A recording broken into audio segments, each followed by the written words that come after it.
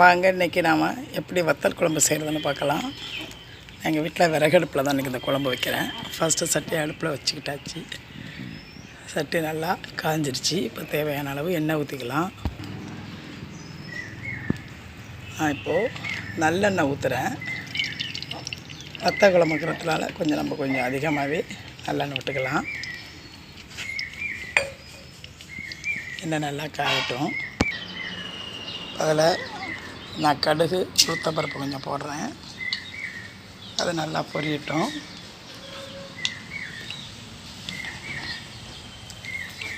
அது கூட கொஞ்சோண்டு வெந்தயம் போடுறேன்.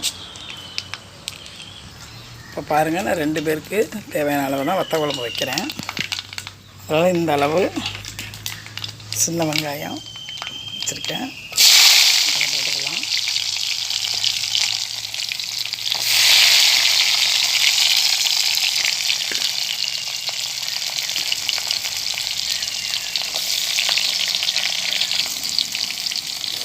நல்லா கிளறிடுவேன்.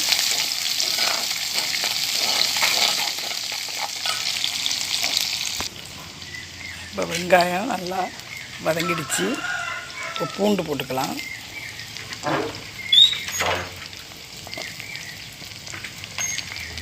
ரெண்டு பேருக்குங்கிறதுனால நான் கொஞ்சம் பூண்டு உரிச்சு போட்டிருக்கேன். நீங்கள் தேவைன்னா கொஞ்சம் அதிகமாகவே போட்டுக்கலாம்.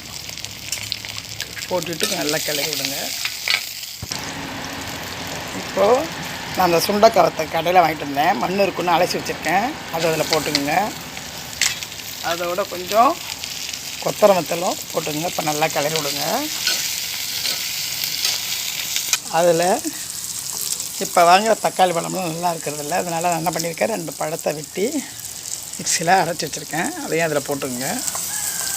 அதை அரிஞ்சு போட்டால் அதில் நல்லா இருக்க மாட்டேங்குது. நல்லா ஒரு மிக்சியில் போட்டு ஒரு சுற்றிட்டிங்கன்னா கொஞ்சம் குழம்பு திக்காக இருக்கும், ருசியாகவும் இருக்கும். போட்டு கிண்டி விடுங்க. இப்போ நல்லா கிளறி விட்டாச்சு. நல்லா இருக்குது பாருங்கள். இந்த மாதிரி வர வரைக்கும் நல்லா கிளறி விட்டு இப்போ நமக்கு தேவையான அளவு குழம்பு கரைச்சிருக்கேன். நம்ம வழக்கமாக இருக்கிற மிளகா மல்லி தூளில் ஒரு கரண்டி போட்டுக்குங்க. புளி கரைச்சி எல்லாம் ரெடியாக வச்சுருக்கேன். இப்போ 2 பேருக்கு தேவையான அளவு நான் குழம்பு வச்சுருக்கேன். இந்த அளவு போதும்.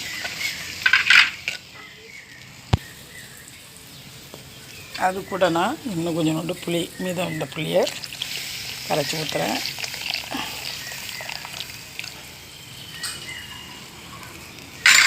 ஊற்றிட்டு அப்படியே கிளறி விட்டுருங்க. இப்போ நான் 2 பேருக்கு தேவையான அளவு தான் குழம்பு வச்சுருக்கேன். நல்லா கொதிச்சு வரட்டும். அப்புறம் திறந்து பார்க்கலாம். இப்போ பாருங்கள், நல்லா குழம்பு கொதிச்சு வந்துருச்சு. இப்போ இந்த நேரத்தில் நீங்கள் இந்த காஞ்ச குண்டு மிளகாய் இருந்தால் நீங்கள் இந்த மாதிரி எண்ணெயில் ஊற்றி தாளித்து போடலாம். அல்லது நீல மிளகாயே இருந்தால் இந்த மாதிரி கருவேப்பிலையும் இந்த மிளகாயும் இப்படி இதில் போட்டுருங்க.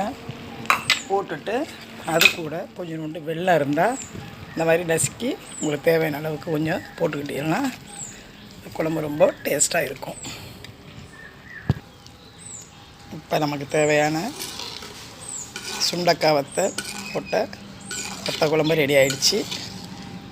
இது கூட நீங்கள் அப்பளம் பொரிச்சிக்கலாம், கீரை பொரியல் வச்சுக்கலாம். இந்த குழம்பு நீங்கள் 2 நாள் 3 நாள் கூட வச்சு சாப்பிட்லாம். இப்போ சுவையான வத்தலை குழம்பு ரெடி ஆகிடுச்சு. பார்க்குறதுக்கு எவ்வளோ சுவையாக இருக்கிற மாதிரி பாருங்கள். பார்க்கவே ரொம்ப நல்லா இருக்குது, சாப்பிடும் போல இருக்குது. நீங்கள் இந்த மாதிரி ட்ரை பண்ணி பாருங்கள். தேங்க்யூ.